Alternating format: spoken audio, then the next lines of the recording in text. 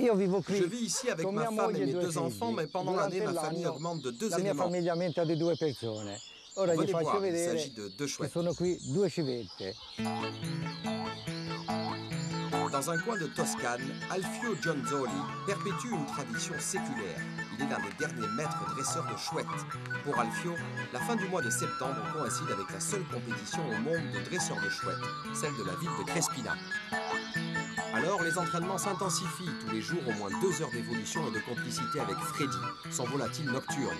Alfio a pris possession de ses chouettes seulement il y a 2 mois, car depuis 1992, la loi interdit de posséder ces rapaces. Aujourd'hui, c'est le centre d'élevage des chouettes de Crespina qui confie les oiseaux aux maîtres chouettes afin de les dresser pour la compétition. Après, il faudra les rendre. L'une des figures les plus demandées dans la compétition est la prise en main et le lâcher et retour, toujours sur la main. Mais le mouvement le plus difficile, c'est ça, regardez. Ça y est, c'est fait. C'est le plus difficile car la chouette doit voler toujours contre vent, mais en faisant un tour complet, elle se retrouve forcément dans le sens du vent et elle a tendance à partir dans cette direction.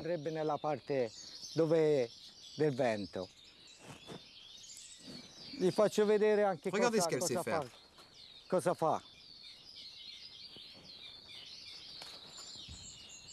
Et pour que Freddy puisse être au mieux de sa forme, Alfio cède à tous ses caprices. Je vais voir la télé avec Freddy. Le petit rapace regarde la télé avec toute la famille et partage aussi les repas à la table du maître.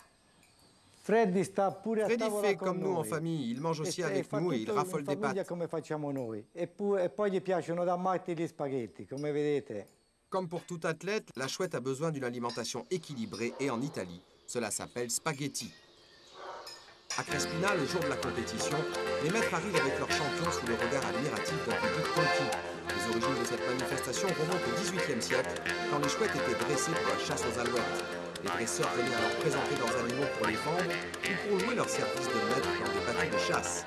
Aujourd'hui, ce type de chasse est interdit et seulement une petite dizaine d'hommes poursuivent la tradition du dressage exclusivement pour cette manifestation. Pour remporter le concours, les compétiteurs n'ont droit qu'à un seul petit passage devant le jury.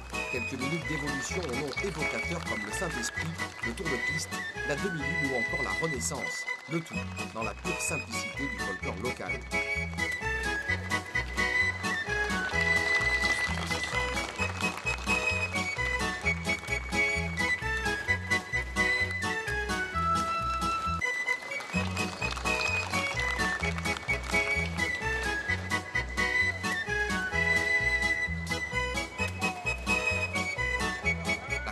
Se déroule comme prévu et elle n'a pas de mal à trouver des amateurs.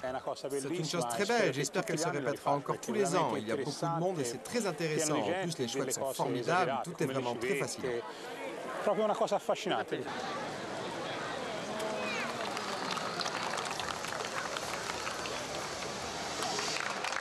Bravissimo, bravo Marsilio, impeccabile come sempre.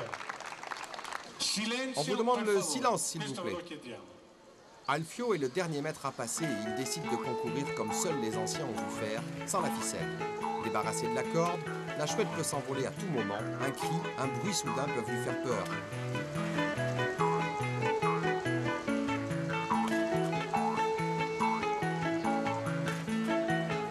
Dans le silence de la foule, Alfio fait voltiger Freddy en liberté. Leur complicité est au zénith.